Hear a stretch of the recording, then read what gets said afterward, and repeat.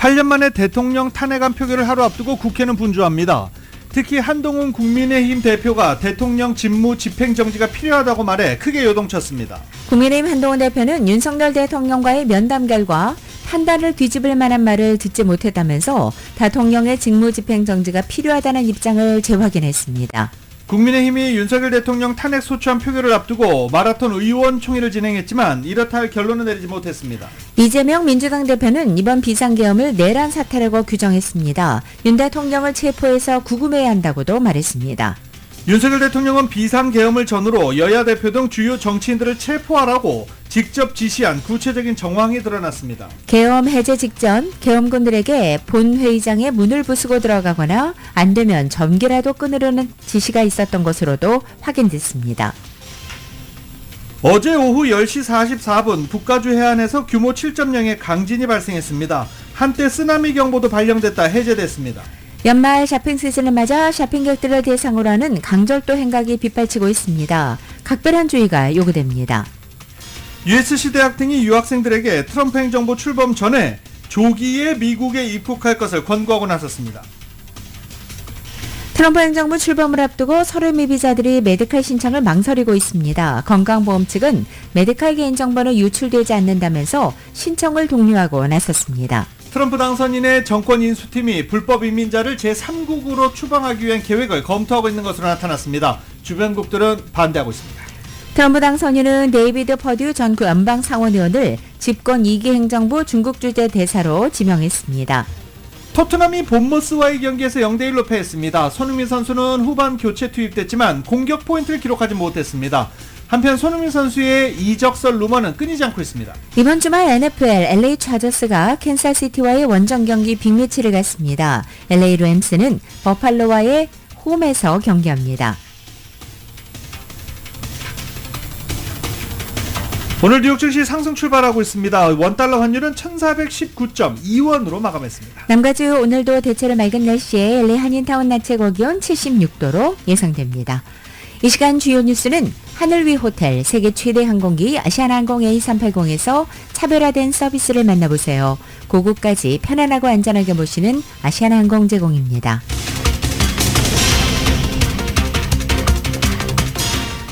여러분 안녕하십니까? 김윤정입니다. 안녕하십니까? 유지승입니다. 2024년 12월 6일 금요일 라디오 솔모닝 뉴스 2부입니다. 자, 국민의힘의 회의가 끝났습니다. 국민의힘은 윤석열 대통령 탄핵 소추에 반대하는 당론 그냥 유지하기로 결정했습니다. 신동욱 원내 수석 대변인은 국회에서 열린 의원총회를 마친 후 탄핵 반대 당론에 변화가 없었냐는 질문에 당론 변경 얘기는 없었고 유지되는 것으로 이해해달라고 답했습니다. 앞서 국민의힘은 오전부터 늦은 밤까지 마라톤 의원총회를 열어 내일 예정된 윤 대통령 탄핵안 표결 등에 대한 당내 의견을 수렴했습니다. 추경호 원내대표와 박정하 당대표 비서실장, 주진우 의원 등은 용산 대통령실을 찾아 비상계엄 사태 전국과 관련해 의총에서 제기된 의견을 가감없이 전달했다라고 전하기도 했습니다. 이에 윤 대통령은 잘 알겠다, 의원들의 뜻이 무엇인지 잘 경청하고 고민하겠다고 답한 것으로 전해졌습니다. 신 원내 수석 대변인은 윤 대통령에게 제2선 후퇴 요구를 전달했느냐는 질문에는 전혀 없었다고 말하고 구체적 요구 목록을 가져가 말한 건 아니다라고도 덧붙였습니다. 이어 계엄 사태와 관련한 윤 대통령의 대국민 사과 여부에는 구체적 말씀을 지금 드리기 어렵다며 즉답을 피하기도 했습니다. 이와 관련해 당의 한 관계자는 윤 대통령이 사과를 포함한 입장을 내주어야 탄핵안 부결 명분이 생길 것이라는 의견이 의총에서 오갔다며 지도부가 그런 의견을 가지고 대통령에게 화답한 것 같다라고 말하기도 했습니다. 대통령께서 알겠다, 고심하겠다라고 했으니 상황을 지켜보자 라고 말했고, 이 사견을 전제로 7일 윤 대통령의 사과 입장 발표가 예상된다라고 밝히기도 했습니다. 7일이면 탄핵 표결이 이루어지는 날입니다. 그 전에 사과할 것이다 라고 이야기를 한 것입니다. 하지만 탄핵 반대를 당론으로 정한 국민의힘의 한동훈 대표가 탄핵에 찬성하는 쪽으로 입장을 선회하면서 국회는 요동치고 있습니다. 한 대표는 어제 긴급 최고위원회를 열고 새로이 드러나고 있는 사실을 감안할 때 대한민국과 국민을 지키기 위해서는 윤 대통령의 직무 집행 정지가 필요하다고 판단한다라고 밝히기도 했습니다. 이는 사실상 탄핵안에 대한 가결 입장을 밝힌 것이라고 한 대표 측 인사는 설명했습니다. 이 때문에 국민의힘에서도 탄핵 찬성표가 많이 나올 것으로 민주당 측은 기대를 하고 있는 중입니다. 이와 관련해서 한동훈 국민의힘 대표와 윤석열 대통령 간에 1시간 긴급 만남도 있었던 것으로 전해지고 있었는데, 한동훈 대표는 윤석열 대통령과의 만남 이후 별다른 얘기는 없었다, 나의 입장은 변함이 없다라고 밝혔습니다. 한편 비상계엄 당시 핵심 지휘관들은 국회의원들을 끌어내라는 등 각종 임무를 부여받은 것으로 알려졌습니다. 이들 지휘관들은 실탄을 개인별로 휴대하지 말라고 지시했고 장갑차도 출동화시키지 않았다며 민간인 피해를 막기 위해 상황 관리에 나섰다는 입장을 밝혔습니다. KBS의 보도입니다.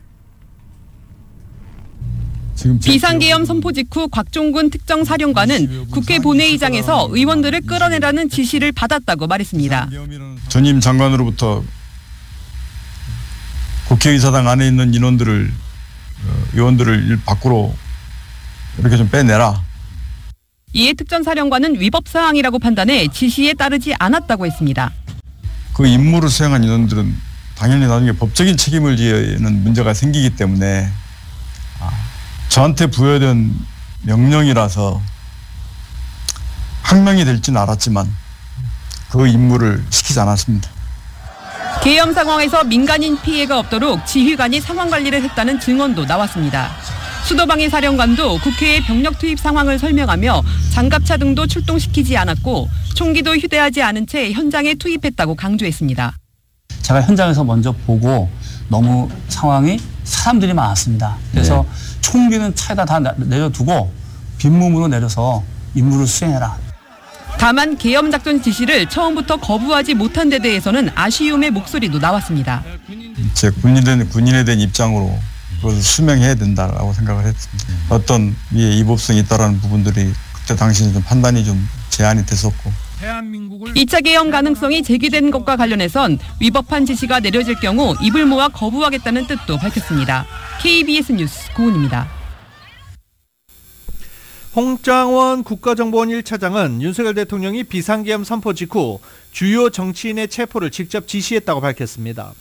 홍 1차장은 국회에서 열린 정보위원장과의 면담에서 체포 대상자 명단은 방첩 사령관으로부터 전달받았다며 이같이 말했습니다. 체포 명단에는 우원식 국회의장과 국민의힘 한동훈 대표, 민주당 이재명 대표, 민주당 김민석, 박찬대, 정청래 의원, 조국혁신당 조국 대표, 방송인 김어준 씨 등이 있었다고 말했습니다. 면담에 동석한 조태영 국정원장은 윤 대통령이 자신에게는 정치인 체포를 지시한 적이 없고 정치인 체포에 어떤 행동이나 조치를 한 바도 없다라고 강조했습니다. 국회가 계엄 해제 요구안을 통과시키기 직전에 현장에 있던 계엄군들에게는 본회의장 문을 부수고 들어가거나 안 되면 전기라도 끊으라는 지시가 있었던 것으로도 확인됐습니다. KBS입니다. 제1공수특전 여단장은 대통령의 비상계엄 선포에 맞춰 특수전 사령관의 국회 진입 지시가 하달됐다고 KBS에 말했습니다. 국회에 도착해서 보좌관들과 대치하게 됐고 혼란한 상황 속에서 특전 사령관이 보안폰으로 다시 전화를 걸어왔습니다. 문을 부수고 전기를 끊어서라도 표결을 막으라는 전달 사항이었습니다. 의결을 하려고 하는데 문을 부시고 들어가서 국회의원들을 끄집어내라. 안 되면 전기라도 끊어라. 라고 상부에서 말씀하셨는데 라고 하면서 말을 좀 이렇게 흐리셨고, 깜짝 놀라 주위 차량에 함께 있던 부하들이 듣도록 스피커폰으로 바꾼 뒤 되물었지만 그래 라는 답 이후 보안폰이 작동을 멈추며 통화는 끊겼습니다. 의원들을 끌어내라는 국방장관의 지시를 따르지 않았다는 특전 사령관의 주장과는 다소 배치되는데 전기 차단 같은 구체적인 전달 사항이 더 상부로부터 있었다는 점은 분명해 보이는 대목입니다. 당시 부대원들은 야간 투시경을 갖고 있어 전기를 끊어도 작전이 가능한 상황. 하지만 이 여단장은 지시를 따르지 않았다고 말했습니다. 총도 돌려매라고 했습니다. 이거는 정치적 중립을 훼손하기 때문에 이건 안 된 것 같다 이렇게 제가 생각을 해서 접촉하고 있는 대대장한테 일단 뒤로 물러라. 최정예 부대로 위험한 특수임무를 맡고 있는 부하들이 정치 도구가 된 것 같아 가슴이 아프다는 이 여단장은 모든 책임은 본인을 포함한 지휘관들에게 있다고 강조했습니다. 제복에 대한 자부심을 느낄 때 우리 군은 사기가 나오는 겁니다. 우리 군이 박수받을 임무를 주고 군복이 있는 그 자부심을 가질 수 있도록 노력해줬으면 좋겠다고 생각합니다. KBS 뉴스 유호윤입니다. 비상계엄 사태 나흘째 윤석열 대통령 탄핵을 촉구하는 촛불 집회 국회 앞에서 열렸습니다. 내란범 윤석열 퇴진 시민 촛불에는 주최 측 추산 5만 명, 경찰 비공식 추산 1만 명이 참석했습니다. 전에는 1만 명과 2만 명, 경찰 추산 2,500명씩 참여한 바 있는데 2배, 3배씩 늘어나고 있는 상황입니다. 탄핵 안 표결과 시민사회단체들의 3차 총궐기가 맞물리는 내일 7일을 앞두고 집회 규모는 점진적으로 커지는 모습입니다. 여러 사람들, 다양한 직업군에 있는 사람들, 심지어 고등학생까지 나와서 마이크를 붙잡고 시위에 참여한 이유를 이야기하기도 했습니다. 행진 없이 집회가 사실상 끝난 오후 9시가 지난 후에도 시민들은 국회의사당 5번 출구에서 자유 발언을 계속 이어가기도 했습니다. 촛불 집회에 앞서 여의도 국민의힘 중앙당사 앞에도 각계 시민단체가 모여 대통령 탄핵을 주장했습니다. 또 오후 4시에 열렸던 민주노총 집회에는 주최 측 추산 1,000명, 경찰 비공식 추산 800명이 참석했습니다. 미국이 연일 윤 대통령을 향해 비판적 발언을 쏟아내고 있습니다. 미 국무부 장관이 심각하게 오판했다고 공개적으로 질책한 가운데 국방장관의 방한까지 무기한 연기됐습니다. KBS입니다. 통상 동아시아 지역 방문 때 한국과 일본을 함께 찾았던 미 국방부 장관. 이번엔 한국은 빼고 일본만 방문하기로 했습니다. 적절한 방문 시기가 아니라고 판단한 걸로 알려졌습니다. 실제로 비상계엄 선포와 대통령 탄핵 소추안 발의, 국방부 장관 사임 등으로 내실 있는 대화가 어려운 상황입니다. 미국은 워싱턴에서 열릴 예정이던 한미 핵협의그룹 회의와 첫 NCG 도상 연습도 무기한 연기했습니다. 이번 회의에선 미국의 해구산 제공과 관련해 가이드라인을 완성하고 처음으로 북한의 핵사용 시나리오를 상정해 훈련을 실시할 예정이었습니다. I don't have any updates to provide in terms of rescheduling. Again, just given the events in ROK, it was deemed a prudent measure. 미국 정부의 이런 움직임은 비상계엄 사태로 한미 공조에 균열이 생기는 게 아니냐는 우려를 낳고 있습니다. 동맹국 정상을 향해 이례적으로 수위 높은 공개 비판까지 이어지고 있습니다. President Yoon badly misjudged. There are many questions that need to be answered regarding the decisions surrounding those developments. 미국 입장에선 비상계엄 선포에 대한 당혹감과 사전 통보를 받지 못한 불쾌감도 깔려 있는 걸로 분석됩니다. 다만 미국 정부는 정권을 초월한 한미동맹의 중요성을 거듭 강조했습니다. 국내 혼란이 누그러질 때까지 한미 간 정상적인 외교는 어려울 거란 관측이 지배적입니다. 특히 트럼프 2기 행정부가 동맹 방위에 더 소극적이어서 정부의 대미 외교력이 시험대에 오를 전망입니다. 워싱턴에서 KBS 뉴스 김지숙입니다. 오바마 전 대통령이 민주주의 위기를 이야기하면서 한국의 비상계엄 사태를 언급했습니다. 오바마 전 대통령은 시카고에서 다원주의를 주제로 열린 오바마 재단 연례 민주주의 포럼에서 우리 각자가 우리와 다르게 보이거나 생각하는 사람에게 일정 수준의 관용을 보여야 한다는 그런 생각이 민주주의의 핵심이다라고 말했습니다. 하지만 그것은 어려운 일이고 비교적 동질적인 국가에서도 그렇다면서 이번 주 한국에서 일어난 일을 봐라 라고 덧붙였습니다. 민주주의 원칙을 강조하면서 윤석열 대통령의 돌발적인 비상계엄 선포로 시작된 한국의 계엄 사태를 예로 든 것입니다. 오바마 전 대통령은 포럼에서 민주주의가 위협받는 사례로 한국을 언급하고는 미국처럼 규모가 크고 다인종, 다민족, 다종교인 국가에서도 더욱 어렵다며 미국 헌법을 다원주의 실천을 위한 규칙서로 생각하는 것도 한 가지 방법이다라고 강조했습니다. 오바마 전 대통령 외에도 정관계 인사들이 한국의 계엄 사태에 비상한 관심을 보이며 의견을 피력하고 있는 중입니다. 노벨문학상 수상자로 선정된 한강 작가가 오늘 새벽 스웨덴에서 기자회견을 가졌습니다. 2024년에 계엄 상황이 일어난 데 대해서 큰 충격을 받았다고 밝혔습니다. KBS입니다. 해마다 노벨상 시상식에 앞서 열리는 수상자 간담회. 올해 첫 주자는 문학상을 받는 한강 작가였습니다. 한강 작가는 이 자리에서 2024년에 다시 계엄 상황이 일어난 데 대해 큰 충격을 받았다고 말했습니다. 이어 국회 앞에서 맨손으로 군인들을 막아선 시민들에게 진심과 용기를 느꼈다고 전했습니다. 맨손으로 무장한 군인들을 껴안으면서 이제 제지하려고 하는 모습들도 보았고, 현장에 투입됐던 군인들에 대해서는 충돌을 피하려는 느낌을 받았다고 설명했습니다. 최대한 소극적으로 움직이고 있다는 느낌을 받았어요. 한강 작가는 한국 사회가 과거로 돌아가서는 안 된다는 점도 강조했습니다. 무력이나 어떤 강압으로 언로를 막는 그런 방식으로 통제를 하는 과거의 상황으로 돌아가지 않기를. 한강 작가는 노벨상 수상자의 소장품을 전시하는 노벨 박물관에 작품을 쓸 때 사용하는 찻잔을 기증하기도 했습니다. 노벨상 시상식은 한국 시각으로 오는 10일 자정에 열릴 예정입니다. KBS 뉴스 박석호입니다.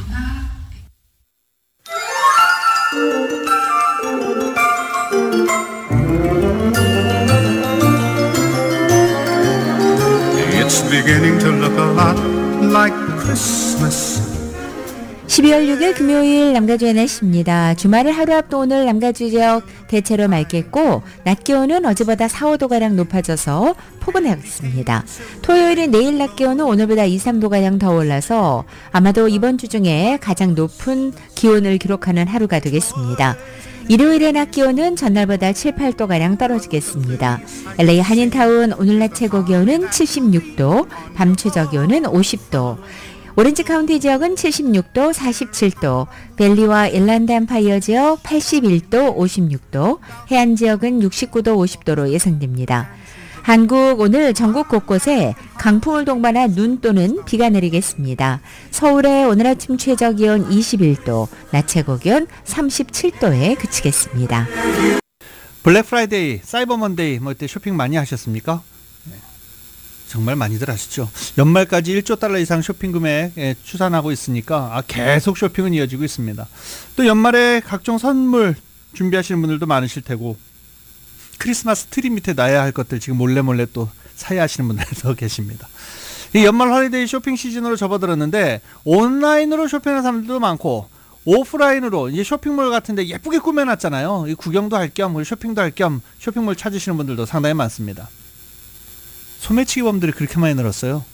조심하셔야 됩니다. 절도 행각 하루 이틀 일도 아닙니다. 지금 쇼핑객들 대상으로 한 강절도 행각이 빈발해서 각별한 주의가 요구되고 있는 상황입니다. 이은 기자가 보도합니다. 매해 연말 연심엔 쇼핑객들을 노린 강절도 행각이 기승을 부리고 재산범죄 피해에 그치지 않고 강도단으로부터 폭행을 당할 위험도 동반되면서 각별한 주의가 요구됩니다. 강도범들이 쇼핑객들을 미행해 쇼핑객들이 쇼핑한 물건을 들고 주차장으로 향하는 것을 기다리다가 차에 탑승하는 순간 흉기를 이용해 범행을 저지르는 경우도 부쩍 늘어나고 있다고 치안당국 관계자는 전했습니다. 쇼핑몰 주차장은 어둡고 사람이 드문 공간이다 보니 쇼핑몰 매장에서 당하는 경우에 비해 피해자들이 제대로 도움을 받지 못하는 경우가 많다는 것입니다. 벤박 한미치안협회장은 연말 홀리데이 시즌에는 강절도범들이 범행을 엿보는 경우가 많다는 점을 유의하고 다른 때보다 주의 깊게 살펴야 된다고 강조했습니다. 연말 쇼핑 시 들뜬 마음에 제대로 주변을 확인하지 않은 경우가 많아 타깃이 될 가능성이 높다고 설명했습니다.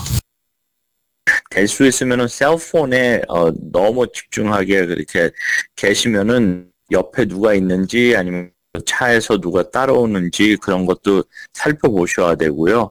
특별히 요즘에는 쇼핑 물건 같은 거를 보호하시려면은 차에다 두시면 안 됩니다. 또 연말 쇼핑에 나갈 때 고가의 시계나 핸드백 등 값나가는 소지품을 몸에 걸치는 것은 강절도범의 표적이 될 수 있는 행동이라고 지적했습니다.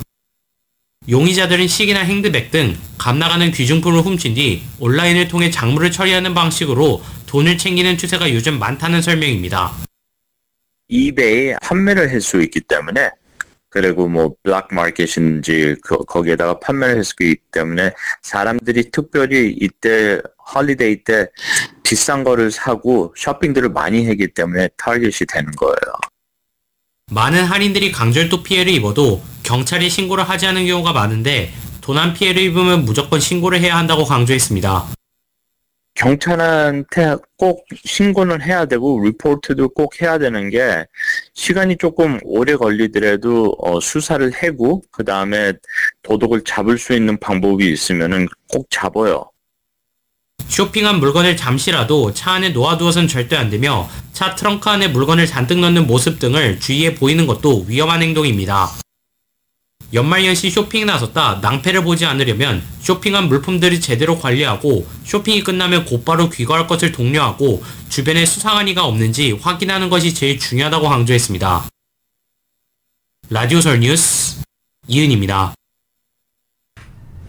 어제 오전 북가주 해안에서 7.0 규모의 지진이 발생해 주민들이 공포에 시달렸습니다. 어제 발령된 쓰나미 경보는 해제됐지만 일부 지역에서 여진이 계속돼 긴장감은 가시지 않고 있습니다.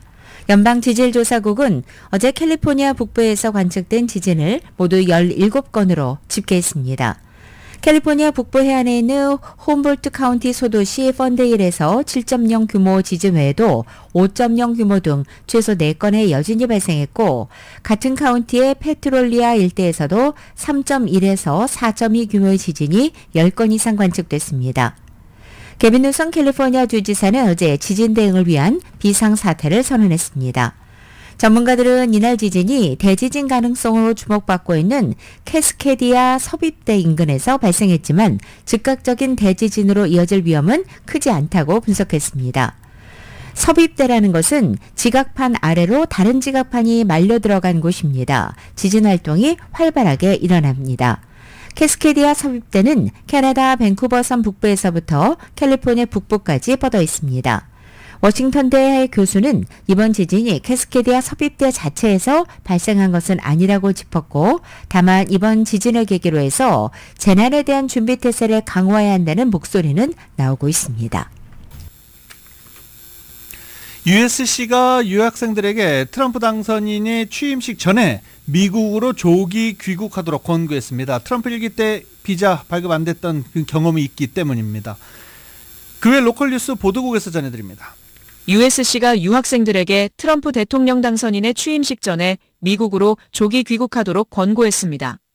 USC 국제서비스 사무소는 F1과 J1 비자를 소지한 유학생들에게 이메일을 발송해 트럼프 당선인 취임 이후 입국이 거부될 수 있다는 우려가 있다며 유학생들이 트럼프 당선인 취임 전에 겨울 방학 후 미국으로 조기 귀국하도록 권고했습니다. 대학 측은 겨울 방학 동안 모국으로 돌아가는 유학생들에게 내년 늦어도 1월 13일까지는 귀국하도록 권고했습니다. USC는 전체 학생의 4분의 1 이상이 유학생으로 가주 대학 중에 가장 많은 유학생 수를 보유하고 있습니다. 트럼프 당선인은 내년 1월 20일 취임합니다. 트럼프 당선인은 일기 행정부 당시 무슬림 국가와 베네수엘라, 북한에 대한 입국 제한 조치를 실행한 전례가 있습니다. 예일과 MIT 등도 유학생들에게 조기 귀국을 권고하고 있습니다. USC 이민 클리닉 핫라인 전화 213-740-743번으로 연락해 상담할 수 있습니다. LA시가 식당 야외 영업을 영구적으로 허용한 가운데 현 임시 퍼밋을 소유한 업주들의 원활한 퍼밋 영구화를 돕기 위한 클리닉을 개최합니다. LA시장실 비즈니스와 경제개발부서 산하 스몰 비즈니스 정책팀은 아태계 비즈니스 지원, 비영리단체인 페이스 등과 협력해오는 12월 10일 오후 1시부터 5시까지 LA 한인회관에서 영구 알프레스코 신청을 돕는 클리닉을 진행한다고 밝혔습니다. 클리닉에는 LA 시장실을 비롯한 알프레스코 담당 부서들이 상주에 기존 알프레스코 신청자들의 퍼밋 갱신이나 신규 신청을 직접 도울 예정입니다. 한국어 상담이 가능합니다. 알프레스코는 실내 영업이 제한됐던 팬데믹 당시 LA시 레스토랑이 주차장과 도로변 공간을 이용해 야외 영업을 할 수 있도록 임시로 운영됐던 프로그램입니다. LA시는 이 프로그램이 스몰 비즈니스 활성화에 어느 정도 기여를 했다고 판단해 영구화를 결정한 바 있습니다. 만약 현재 알프레스코 임시 퍼밋으로 야외 영업을 운영하고 있다면 오는 12월 31일까지 영구 퍼밋으로 전환해야 합니다. 임시 퍼밋은 오는 12월 31일부로 만료됩니다. 클리닉 참여를 원하는 기존 임시 퍼밋 소지자는 시간 단축을 위해 엔젤리노 계정 아이디와 비밀번호, 어플리케이션 아이디 번호와 신청할 때 사용했던 이메일 주소 옵션으로 알프레스코 영업공간 디자인, 건설 도면이나 계획, 영구 알프레스코 신청 시 제출해야 합니다. 알프레스코 클리닉 참여 신청은 방문 예약이 권장되며 웹사이트에서 시간대별로 예약이 가능합니다. 라디오 서울 보도국 뉴스룸입니다. 지난 11월 5일 실시된 대선과 각종 선출직 선거에서 LA와 오렌지 카운티를 포함한 캘리포니아 유권자들의 투표율이 4년 전 대선 때와 비교해서 무려 10%포인트나 낮아지는 저조한 성적을 거뒀습니다. 주 전체적으로는 아직 공식 인증이 끝나지는 않았지만 5일자를 기준으로 잠정 집계 결과 투표율이 71.4%로 집계된 것입니다. 이것은 지난 2020년 대선 때 80.7%와 비교해서 9.3%포인트 떨어진 것입니다. 이 투표율 하락에는 다양한 추정 요인이 나옵니다. 멀키리 뉴스에 따르면 전문가들은 현재 자동 등록 유권자가 많아진 점과 캘리포니아가 민주당 텃밭인 가운데 조 바이든 대통령과 카말라 해리스 대선 후보가 유권자들에게 강한 동기부여를 하지 못한 것, 또 일부 선거구에서 경쟁 후보 간의 정당과 공약 등에 큰 차이가 없어서 누굴 뽑아도 별다를 게 없다고 느끼게 만들었던 상황 등이 이번 투표율 하락의 원인으로 추정됩니다. 트럼프 2기 행정부 출범을 앞두고 서류 미비자들이 메디컬 신청을 망설이는 경우가 많다고 합니다.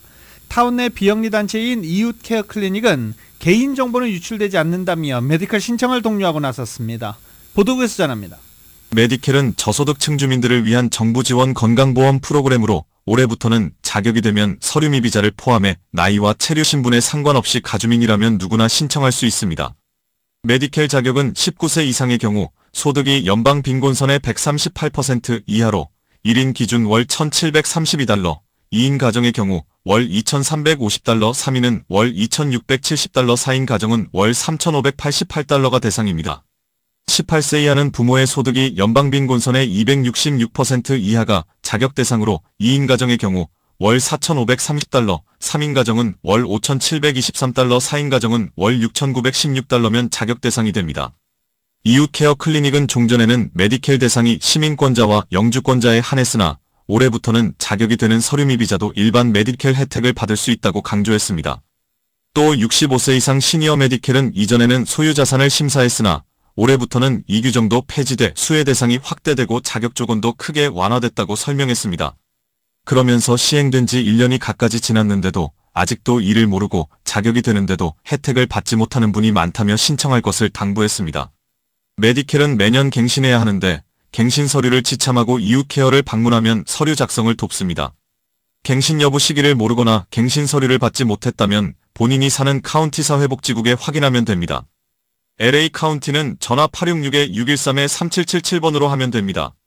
이제의 이웃케어 클리닉 홍보 담당은 트럼프 2기 행정부 출범을 앞두고 1기 때처럼 메디켈 등 복지 혜택을 받으면 불이익을 받는 게 아닌지 걱정하고 신청을 망설이는 분이 많은데 아직 결정된 것은 아무것도 없고 특히 서류 미비자를 위한 메디켈은 캘리포니아 주정부자체 프로그램으로 가주의료 서비스국이 메디켈 신청을 위해 제공한 개인정보를 연방이민국과 공유하지 않으며 이민신분에 어떤 영향도 미치지 않으니 안심하고 신청할 것을 당부했습니다. 메디켈 가입을 원하는 한인은 신분증 소득을 증명할 수 있는 서류를 지참하고 타운 내 유가에 위치한 이웃케어 클리닉을 방문하면 됩니다. 자세한 내용은 213-632-5521번으로 문의하면 됩니다. 라디오 서울 보도국 뉴스룸입니다. LA 한인회가 LA 카운티 보건국과 함께 진행하는 무료 백신 접종 행사를 개최합니다. 오는 23일 월요일 오전 10시부터 LA 한인회관에서 열립니다. 이날 행사에서는 코로나 백신 50명분과 독감 백신 50명분이 보험 유무에 상관없이 무료로 제공되고 그러나 반드시 사전 예약을 해야 합니다. 접종자들에게는 또한 코로나 검사 키트 2박스씩이 제공됩니다. 예약과 자세한 문의는 LA 한인회 사무국으로 하시면 됩니다. 서울대학교 남가주 총동행문회가 내년 1월 4일과 5일 2025 신년 음악회를 개최합니다. 해당 음악회에는 금난세 지휘자를 필두로 해금 연주자 노은하 씨, 그 외에 바이올린, 하모니카, 기타, 피아노 연주자 간의 아름다운 협주를 볼 수 있는 공연이라고 소개했습니다. 이슈아에 와서 또 한번 해달라 해서 초청을 받아갖고 이번에 같이 하게 됐습니다. 서양 오케스트라에다가 챔버에다가 한국 해금이 같이 하는 그런 공연이 될 것 같습니다. 새로운 스타일의 음악회를 선보이게 됐습니다. 수익금은 전부 유니세프를 통해서 작년에 이어서 이제 금년에도 도네이션에 참여할 예정입니다. 서울대학교 남가주 총동문회 측은 늘 베푸는 마음으로 신년 음악회를 개최하고 있다고 전했습니다. 두 차례 진행되는 이번 음악회는 1월 4일 토요일 오후 5시 팜스프링 PGA 클럽하우스, 그리고 1월 5일 UC 얼바인 버클리 극장에서 공연이 진행됩니다. 공연 티켓팅 관련 문의는 서울대 총동회에 하시면 됩니다. 구글의 자율주행 자회사인 웨이모가 플로리다주 대도시 마이애미에서 2026년부터 무인 택시 서비스를 출시한다고 어제 밝혔습니다. 그동안 샌프란시스코와 현재 LA 그리고 아리조나 피닉스 등 서부 지역에서 영업을 해온 웨이모는 마이애미를 시작으로 해서 미 동부 지역에서 점차 서비스를 확대한다는 계획입니다. 웨이모는 내년 2025년 초부터 보조운전자가 탑승한 채로 시험 운행을 진행하고 2026년부터는 웨이모 원 앱을 통해서 본격적인 서비스를 시작할 예정이라고 밝혔습니다. 미국 서부 지역에 비해서 비가 많이 내리고 기상변화가 심한 동부 지역에서 로보택시 영업의 안전성을 담보하는 것은 자율주행 업계에서 또 하나의 도전으로 여겨지고 있습니다. 11월 비농업 일자리가 22만 7천 개 늘어나면서 고용 반등세를 보였습니다. 노동부는 오늘 발표한 고용 보고서를 통해 미국의 11월 비농업 일자리가 전월 대비 22만 7천 개 늘어났다고 밝혔습니다. 이는 3만 6천 개 증가에 그치며 고용 쇼크 수준을 보인 10월에 비해서 크게 반등한 것입니다. 11월 실업률은 4.2%로 증가했습니다. 이 11월, 12월 되면 비농업 일자리 크게 늘어나는 이유 다 아시죠? 네. 쇼핑 시즌이라 그렇습니다. 30년 모기지 평균금리가 6.69%로 하락해서 10월 말 이후 최저 수준으로 떨어졌습니다. 어제 모기지업체 프레디 맥에 따르면 이번 주 30년 모기지 평균금리는 지난주 6.81%에서 6.69%로 하락했습니다. 이것은 10월 말 6.54% 이후 최저치를 기록한 것입니다. 1년 전 금리는 평균 7.03%였습니다.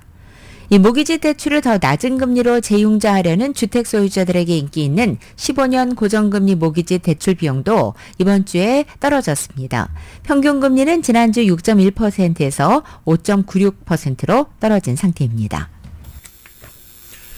비트코인이 사상 첫 10만 달러를 돌파한 지 하루 만에 어제 10만 달러 아래로 내려갔습니다. 친 비트코인 대통령을 자임하며 미국을 가상화폐 수도로 만들겠다고 했던 트럼프 당선인은 비트코인 10만 달러 돌파에 대해서 직접 언급하면서 이를 환영했습니다.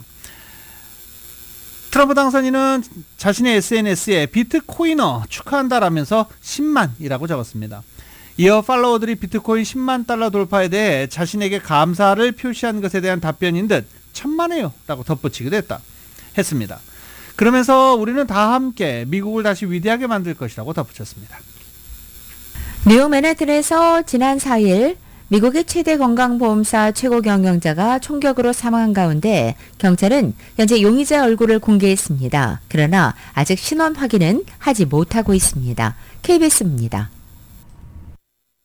동도 트지 않은 이른 아침 한 남성의 등을 향해 누군가 총을 겨눕니다. 총격을 가한 용의자는 총이 고장난 듯 만지더니 다시 총격 자세를 취합니다. 그리고 길을 건너 사라집니다. 총격을 받고 숨진 사람은 미국 최대 건강보험사의 최고 경영자 브라이언 톰슨입니다. 당일 투자자 설명회를 하려던 그에 대한 총격은 의도된 것이었다는 게 현지 경찰의 판단입니다. Every indication is that this was a premeditated, pre-planned, targeted attack. 용의자는 범행 전 사건 현장 주변에서 복면을 쓴 채 커피를 주문하는 모습이 포착됐습니다. 또 범행 약 15분 뒤 자전거를 타고 달아나는 모습이 폐쇄로에 잡혔습니다. 현지 경찰은 이후 맨해튼의 한 숙박시설에서 촬영된 용의자의 얼굴을 공개하고 수배에 나섰습니다.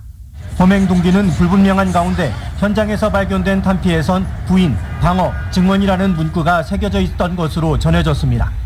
AP는 이 문구가 보험사들이 보험 지급을 거부하기 위해 사용하는 전략을 언급한 것일 수 있다고 분석했습니다. 보험금과 관련한 불만이 범행 동기였을 수 있다는 해석입니다.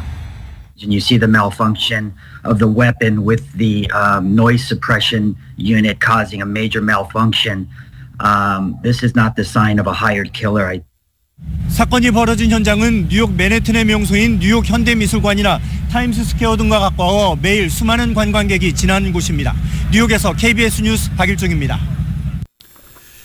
그런데 이렇게 유나이티드 헬스그룹의 보험부문 대표 브라이언 탐슨이 피살을 당했는데도 충격파와 좀처럼 가라앉지 않고 있습니다. 그런데 총기병 범행 동기가 보험금 지급 거부와 연관됐을 가능성이 제기된 가운데 일부 보험 가입자들은 이번 사건을 계기로 자신들이 그동안 느낀 보험사에 대한 불만을 강하게 성토하고 있습니다. 뉴욕타임즈에 따르면 자신을 응급실 간호사라고 소개한 한 SNS 사용자는 틱톡에 나는 죽어가는 환자가 보험금 지급을 거부당하는 것을 봐왔다며 그 환자들과 가족들 때문에 나는 그 사람에 대해서 측은함을 느낄 수가 없다라고 쓰기도 했습니다. 또 다른 사용자는 틱톡 영상에서 아들을 위한 장애인용 특수 침대를 구하려는 과정에서 보험사로 인해서 좌절을 겪었다라고 말했습니다. 출산 뒤 보험금 문제로 어려움을 겪고 있다며 스트레스를 너무 받는다고 불만을 토로하는 사용자도 있었습니다. MBC 방송에 따르면 탐슨 사망과 관련해 유나이티드 헬스그룹의 페이스북 공식 게시물에 대한 반응 약 4만 건 중 웃음 이모티콘으로 반응한 수가 3만 5천 건으로 대부분 차지한 것으로도 나타났습니다.